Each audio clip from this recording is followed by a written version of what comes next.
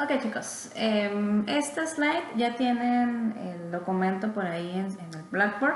Lo que voy a hacer es adelantarles una parte de la clase para que ustedes vayan trabajando en equipo, por favor, y vayan ideando cosas, ¿no?, que tienen que ver. Pueden darle pausa al video en cualquier momento. Bueno, se trata de esto. Vamos a hacer el análisis ambiental para orientar el rumbo empresarial. ¿Qué significa? Que yo tengo que estar leyendo qué es lo que pasa en el medio ambiente, allá en el exterior, afuera, ¿sí? Entonces tenemos 8 diferentes eventos que hay que estar escaneando si hacemos bien nuestro trabajo. Uno es demográficos, económicos, político-legales, tecnológicos, globales, macroambientales, climatológicos y socioculturales. Esos son los eventos que hay que estar escaneando. Son externos a la empresa, no dependen de ti. Lo más que puedes hacer por ellos es prevenirlos y tratar de evitarlos o contrarrestarlos. ¿Sale? Entonces todo eso de alguna manera te va a impactar a corto, a mediano o a largo plazo, pero te va a impactar en tu empresa. ¿Sí? Entonces, si ven por ahí, esos eventos son las bolitas naranjas, se filtran y el impacto a corto, mediano o largo plazo está allá abajito. A corto sería movimientos de portafolio, a mediano dentro de las 5 fuerzas de Porter y a largo plazo en tendencias del consumidor. Y así se repite el ciclo, de repente la tendencia que dijimos que es 10 años, lo que es realmente una tendencia, podemos ir viendo cómo se va modificando lentamente, un poco más acá, un poco más allá, y podemos ir sabiendo más o menos lo que el consumidor querría consumir. ¿Sale? Empezamos entonces con los demográficos, que son natalidad, esperanza de vida, matrimonios, de divorcios, estructura de edades y otra información que pueden encontrar en INEGI.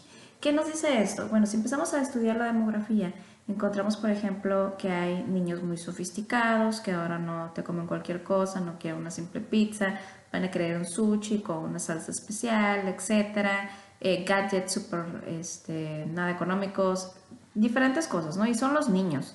Ni siquiera tienen poder adquisitivo, pero tienen poder sobre los padres. Por ejemplo, también en la familia vemos que ahorita se utiliza mucho comer fuera porque es pues complicado, sobre todo porque lleva tiempo elaborar la comida en tu casa, etcétera. Entonces la demografía ha ido cambiándose y entonces ahora vendemos mucho más comida para llevar. No sé si me explico. Todas estas bolitas, que son sus eventos que tienes que estar escaneando, les impactan. ¿Sale? Tenemos, por ejemplo, en la demografía, si revisamos INEGI, cada vez hay muchos más ancianos y pocos niños. Ya la natalidad ha disminuido bastante y la forma también de natalidad. Bueno, entonces ahorita vemos muchos ancianos y va a haber más próximamente. ¿Qué es lo que deberíamos estar vendiendo? Medicinas. ¿Sí? Los pocos jóvenes que hay, pues aquí les podemos vender súper bien. El turismo. ¿Sí? Cada vez hay menos niños, entonces, bueno, a Pampers no le va a gustar. ¿Sale?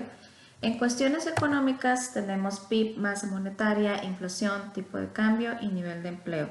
¿Cómo le hacemos? ¿Cómo nos impacta? Bueno, en cuestiones económicas, por ejemplo, tenemos que ver el segmento de mercado que queremos atender. ¿Se acuerdan la estrategia CREAM?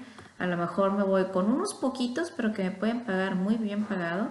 A lo mejor me voy con un segmento de mercado bastante más grande que tiene pues un poder adquisitivo intermedio, pero también el producto será intermedio. Y podríamos irnos finalmente con un segmento de mercado que no es tan pequeño como a mí me gustaría que fuera, pero el de muy escaso nivel socioeconómico. Acumen es una asociación que tiene diferentes cursos en internet, pueden checarlos, están muy dirigidos a atender ese tipo de segmento de mercado, ¿sale? Por ejemplo, en África tienen pues muy reducidos los servicios y dentro de ellos hay una empresa por ahí que está innovando, está generando, tiene letrinas, ¿sí? Como lo escucharon bien, son letrinas, pero están generando empleo y están generando productos a través de eso. Bueno, tenemos que otra cosa, si por ejemplo hay cuestiones de crisis en el país, bueno, entonces ¿qué hacemos? Obviamente el consumo de lujo se reduce muchísimo. Entonces cuando nosotros aprendemos a estar leyendo todo esto de manera mucho más sistemática, porque la verdad es que no, difícilmente puedes estarlo revisando constantemente, ¿no? Pero por lo menos puedes revisarlo cada cierto tiempo. Entonces hacemos la revisión sistemática y empezamos a prevenir. Tenemos los factores político-legales que son leyes, normas, cámaras de comercio, política, gobierno, etcétera. ¿Qué es lo que haríamos? Por ejemplo, a lo mejor en cuestiones políticas de repente hay nuevos fondos, vamos a decir en mi pyme, en el fondo pyme, y para poder crecer una empresa. De repente nos ponen aranceles, quién sabe, como le pasó a los zapatos chinos para su ingreso en México, lo cual sinceramente estoy muy de acuerdo. ¿Qué es lo que pasó? Por ahí, érase una vez, había un pueblito, bueno, todavía existe, que se llama San Mateo de Atenco. Está cerca, está en el Estado de México, cerca de México quise decir.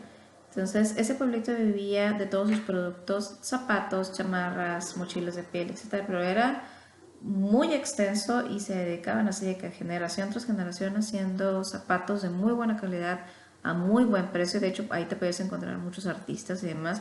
Pueden hacer todo a medida para diferentes problemas de pie, etcétera. Era muy especializada y de muy buena calidad.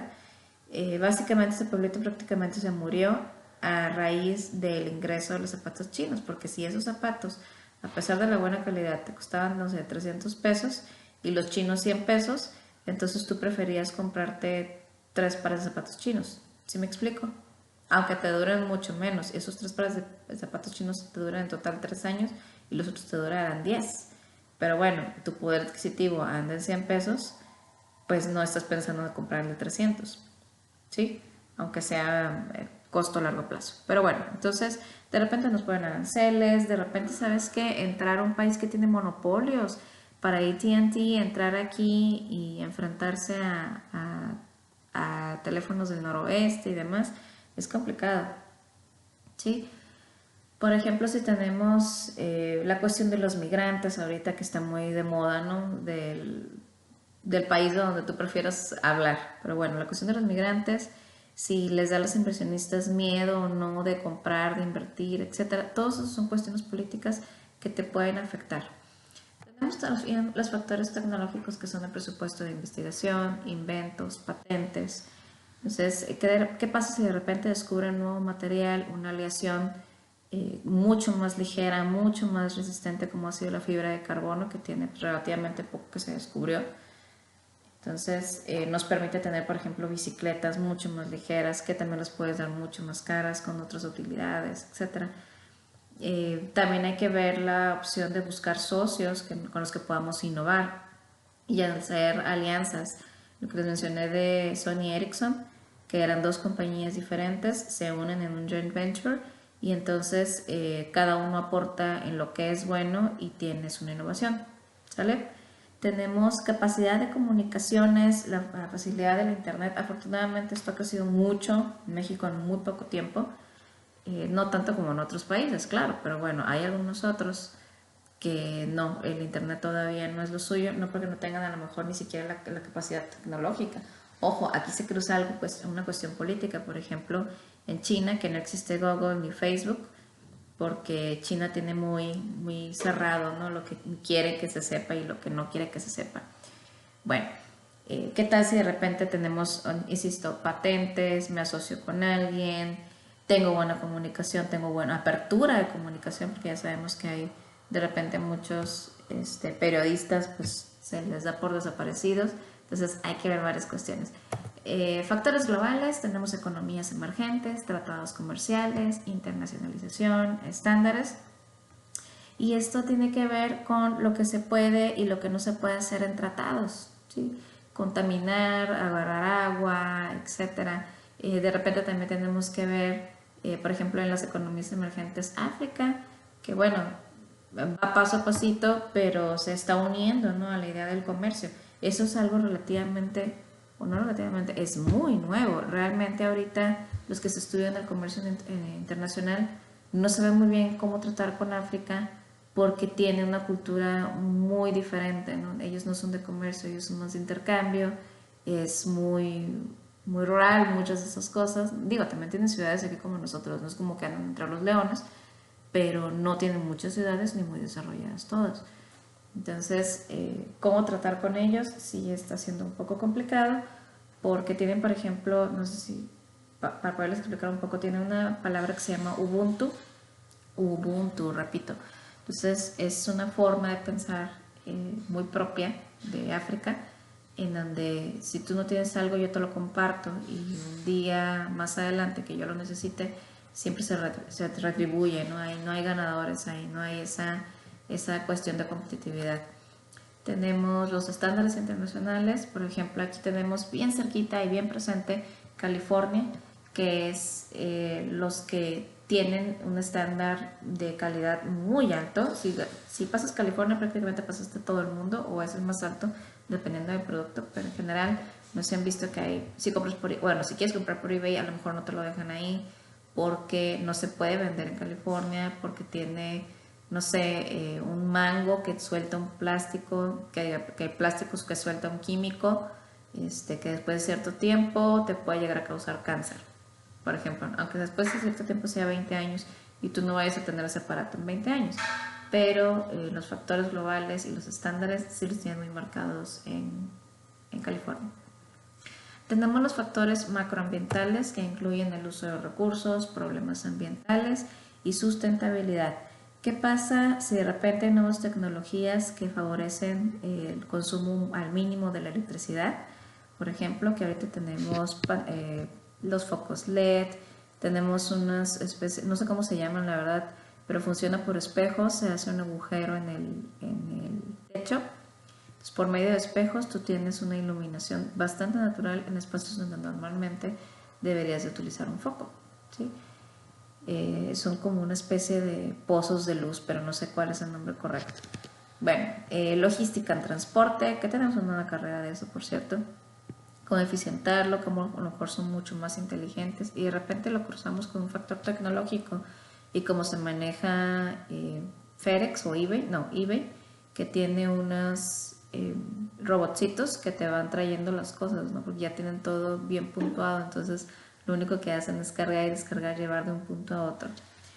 Bueno, tenemos diferentes agencias, por ejemplo, que verifican cómo funcionas tú como empresa, te certifican, o en el caso contrario, pues también le hacen notar a tus posibles consumidores que no estás cumpliendo con ciertos requerimientos, ¿no? Bueno, tenemos factores climatológicos. ¿Qué le pasó a esto? Calentamiento global, cambios meteorológicos e impacto en el hábitat. ¿Qué significa? Si de repente hay una sequía o hay una inundación, claro que nos afecta a nosotros en los cultivos, que los tenemos aquí muy cerquitos, los podemos tener muy presentes. El factor de protección solar, que ahorita se está utilizando muchísimo el bloqueador. Tenemos las temperaturas, que también nos afectan a la hora de vender el producto, de llevarlo de un punto a otro. No sé si me explico. Y finalmente, en socioculturales tenemos lo que son las creencias, valores, tradiciones, costumbres e incluso las festividades, ¿sí?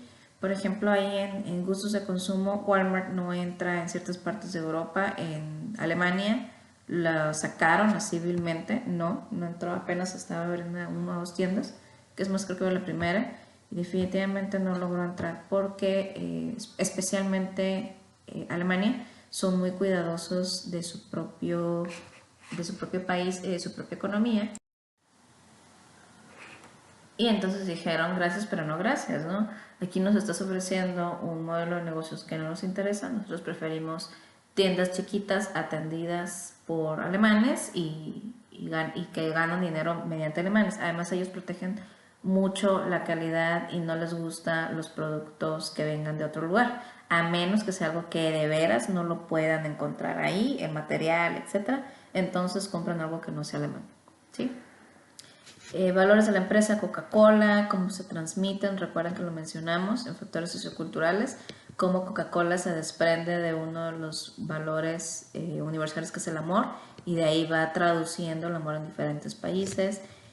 Tenemos casos, por ejemplo, érase una vez por ahí de los, ¿qué serán? 60, 70, cuando se inventó la máquina de coser, la común ahorita, la que es blanca generalmente, de plástico, muy ligerita, que se puede llevar. Se hizo un estudio del mercado con amas de casa y les gustó, las amas de casa en ese momento, por supuesto, les gustó. eh, Empiezan a casarse, comprar una máquina de coser, porque antes era pues mucho más hogareño el asunto, y a veces te hacías tu propia ropa, y empiezan a comprarla, pero empiezan a devolverla. ¿Por qué? Porque resulta que cuando fueron, si es que fueron ellas solas a comprarla, y la mamá la empieza a ver en su casa y dice, no, esa máquina no sirve, No es de las negras gigantescas que ocupan todo un cuarto y demás. No, esa máquina no sirve, regrésala. ¿Sí? Y eso se dieron cuenta porque algunas iban acompañadas por sus mamás cuando estaban yendo a comprar. Y los vendedores fueron los que se dieron cuenta. Y las mamás eran las que decían, no, esa cosa ni ha de servir. ¿Sale? Entonces, imagínense cómo afectan las cuestiones socioculturales, que las cosas se van aprendiendo de la familia desde muy pequeños, desde los medios de comunicación, etcétera. Tenemos, por ejemplo, aquí a un ladito, cerca de Cetis, el pintado de uñas, que lo hacen muy rápido en una máquina, es un secado que te lo hacen en Hellish. Entonces, muy rápido haces con un barniz muy bonito, muy resistente, y eso se debe a factores tecnológicos, ¿no?, que han desarrollado en el secado, que son polímeros. Bueno, pero si nos usamos con culturales, hay de aquella que no traiga, por ejemplo, Hellish. Yo nunca traigo, por cierto. Pero pues de repente uno espera, ¿no?, cierto estatus y demás. Bueno, significa que tienes quien te pueda ayudar a servirte con ese tipo de actividades. Los alimentos que ya vienen precocidos de repente, que se pueden meter al micro simplemente, y ya tienes ahí hasta una lasaña. Tenemos, por ejemplo, comprar botellitas de agua en lugar de traer tu propia botella, que eso ya ha ido cambiando. México es, a pesar de la pobreza y a pesar de la obesidad, el país que más consume en botellitas de agua, guión también el que más consume basura de las botellitas de agua, ¿sale? Entonces, si se fijan, todos esos 8 eventos macroambientales nos afectan a corto plazo. Como dijimos, movimientos en el portafolio. Les tengo un ejemplo muy real. Una que es ama de casa que de repente compra, por ejemplo, la pasta Thalia. No sé si lo ubican, que parece de Italia, que está la banderita así con los colores. Entonces, antes el paquetito era de 300 o 330, creo, gramos. Ahorita es de 200 gramos. Ya tiene varios años siendo así. Y les explico por qué. Porque era hace una vez que subió muchísimo el precio del maíz, y entonces de las harinas específicamente, no el maíz, perdón, de las harinas, por debido al trigo, por el biodiesel, fue una serie de condiciones, ¿no? De repente hubo sequías en algunos lugares, total que se dispara el precio, y para hacer las harinas de estas pastas, bueno, definitivamente se fue al doble el precio, y en algunos un poco más. Entonces, si costaba 4 pesitos el paquetito, pues te estaba costando 9 o 10 pesitos. Y tú inmediatamente veías el paquete y decías, pero ¿cómo es posible? Y en lugar de que ibas a comprar 2 o 3, te compras uno y si acaso 2. Al final de cuentas tendrías que volver a comprar a la tienda, ¿no? Pero bueno, el susto nadie te lo quita, y entonces evitas el consumo, lo disminuyes, y se dieron cuenta de inmediato. Entonces la resolución para mantenerse a 4 pesos fue disminuir el tamaño del empaque, ¿sale? Eso lo hicieron a corto plazo. A mediano plazo, mi ejemplo favorito aquí con las 5 fuerzas de Porter es Walmart. Walmart tiene muchísimo poder aquí entre los proveedores, porque no les paga hasta que no sale el producto ya pagado de su tienda. Entre sus compradores, porque tiene todo un laboratorio ahí investigando qué es lo que compran, qué les gusta, qué no les gusta. Entre sus productos, porque bueno, tiene esta supermarket propia, y sus competidores, porque los tiene muy bien investigados, ¿sí? Y puede competir muy bien con ellos, trae mucho posicionamiento. Y ahí en medio de todo eso, pues la rivalidad y el jalar, el estilo de la floja entre uno y otro. A largo plazo, tenemos las tendencias del consumidor ya vistas, no sé si recuerden que les expliqué. Por ejemplo, la ropa, que va desde los 1800, cómo ha ido cambiando, mucho más sencilla, mucho más cómoda, la gente la trabaja. Afortunadamente hay para algunos, hay quienes no necesitan, ¿no? Pero en la mayoría de los casos sí, no te da, vaya, un sueldo como para mantenerlo holgadamente a la familia. Entonces, por lo general se necesitan dos. La ropa es más cómoda, lleva trae, resistente al agua, dry fit, resistente a las manchas, etc. ¿Sí? Entonces vamos desarrollando tecnología para poderles ayudar un poco. Y esto en muy corto tiempo es el análisis ambiental para orientar el rumbo empresarial. ¿Sale? Su trabajo será entonces desarrollar mínimo 2 cositas por cada una de las bolitas que podrían impactarle en corto, mediano y largo plazo. Nos vemos.